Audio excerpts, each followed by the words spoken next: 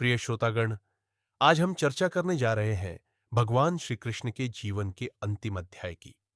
श्री कृष्ण जिन्होंने बाल्यकाल में ग्वाल बालों संग माखन चुराया, गोकुलवासियों को आनंद दिया, अर्जुन को गीता का उपदेश दिया और धर्म की रक्षा के लिए महाभारत का महायुद्ध करवाया।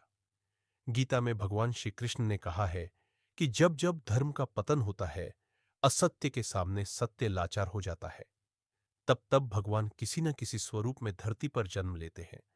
अतः अवतार का भी एक उद्देश्य होता है। और जब वह उद्देश्य पूर्ण हो जाता है, तब भगवान भी लीला समेट लेते हैं।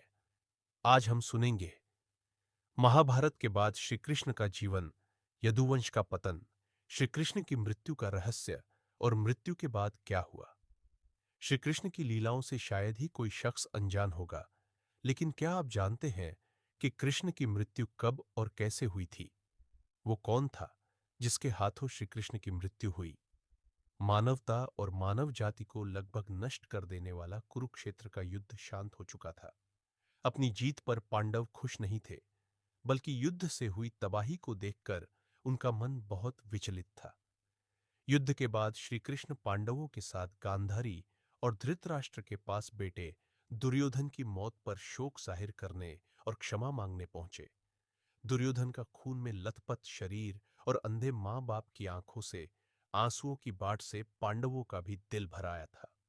गांधारी पांडवों को छोड़ श्री कृष्ण को दुर्योधन की मौत का असली जिम्मेदार मानने लगी। गांधारी ने श्री कृष्ण पर चीखते हुए कहा, आप द्वारकाधीश है, जिनकी पूजा मैंने खुद विष्णु अवतार मानकर की। क्या आप अपने के पर जरा भी शर्मिंदा है? आप चाहते तो अपनी दिव्य शक्तियों से इस युद्ध को टाल सकते थे।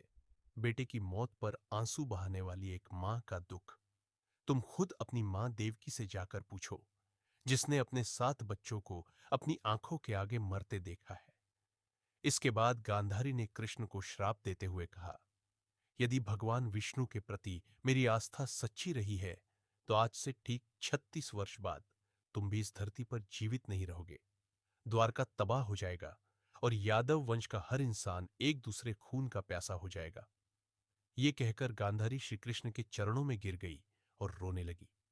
कृष्ण ने चेहरे पर हल्की सी मुस्कान लिए गांधारी को उठाया और कहा, माते, आपके श्राप का असर एक दिन जरूर होगा, लेकिन यह सिर्फ मेरे प्रति आपकी सच्ची श्रद्धा की वजह से नहीं, बल्कि बदलते समय की वजह से भी होगा। कहते हैं कि गांधारी का यही श्राप यादव वंश के विनाश और भगवान कृष्ण की मृत्यु का कारण बना। अहंकारम बलम दर्पम कामम क्रोधम च संश्रिता मामात्म परदेहेषु प्रद्विषण तो भ्यसूये का। जो अहंकार, बल और दर्प में चूर होते हैं, वे अंततः विनाश को प्राप्त होते हैं। कई साल बीतने के बाद श्री कृष्ण के पुत्र सांबा गर्भवती स्त्री का वेश धारण कर आशी मुनियों से मिलने गए। ये देखकर अराशी भड़क गए और उन्होंने सांबा को श्राप दिया कि तुम एक ऐसे लोहे के तीर को जन्म दोगे जो तुम्हारे कुल साम्राज्य का सर्वनाश कर देगा। इससे सांबा बहुत डर गए और उन्होंने इस पूरी घटना के बारे में उग्रसेन को बताया। सांबा को इस श्राप से बचाने के लिए उग्रसेन ने कहा कि वो एक तीर का चूर्ण बनाकर उस प्रभास नदी में प्रवाहित कर दे। ऐसा करने से वो श्राप मुक्त हो जाएगा। जिस इलाके में इस चूर्ण को जमा किया गया था, वहां एक खास प्रकार की घास उगाई। ये देखकर उग्रसेन ने कहा कि यादव राज्य में किसी भी प्रकार के नशीले पदार्थों का उत्पादन और वितरण नहीं किया जाएगा। इसके बाद द्वारका में कुछ बेहद अशुभ संकेत देखे गए, जिसमें सुदर्शन चक्र, श्री कृष्ण का शंख, उनका रथ और बलराम के हल का अदृश्य हो जाना शामिल है। द्वारका में अपराध और पाप बढ़ने लगे थे। ये देख श्री कृष्ण परेशान हुए और उन्होंने अपनी प्रजा से प्रभास नदी के तट पर जाकर पापों का प्रायश्चित करने का आग्रह किया। द्वारकावासी वहां जाकर मदिरा के नशे में चूर एक दूसरे से लड़ने लगे। गांधारी के श्राप के अनुसार यादव वंश के सभी लोग आपस में लड़कर मर गए। कृष्ण के ज्येष्ठ पुत्र सांब पहले ही शापग्रस्त होकर नष्ट हो चुके थे। प्रद्युम्न और अनिरुद्ध भी यदुवंश युद्ध में मारे गए, लेकिन कृष्ण का परपुत्र वज्र जीवित बचा। अर्जुन ने उसे इकट्ठा कर शेष प्रजा को इंद्रप्रस्थ ले जाकर बसाया और वज्र को शूरसेन का राजा बनाया गया। इस घटना के कुछ समय बाद श्री कृष्ण एक पेड़ के नीचे योग समाधि ले रहे थे। इसी दौरान जरा नाम का एक शिकार वहां हिरण की तलाश में आ गया। जरा ने कृष्ण के हिलते हुए पैरों को हिरण समझा और तीर चला दिया। इसके बाद शिकारी श्री कृष्ण के पास पहुंचा और अपनी गलती के लिए उनसे क्षमा मांगने लगा।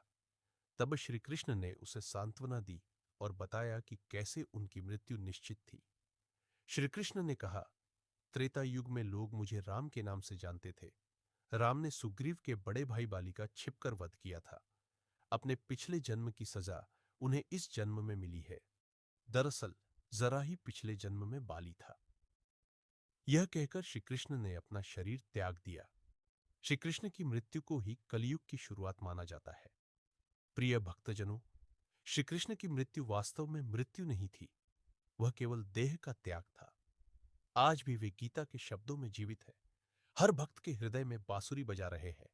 शिक्षा यही है, धर्म से विमुख होने पर विनाश निश्चित है।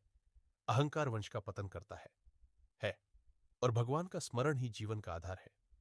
आइए सब मिलकर पुकारें, वासुदेव श्री कृष्ण भगवान की जय। हरे कृष्ण कृष्ण कृष्ण हरे हरे।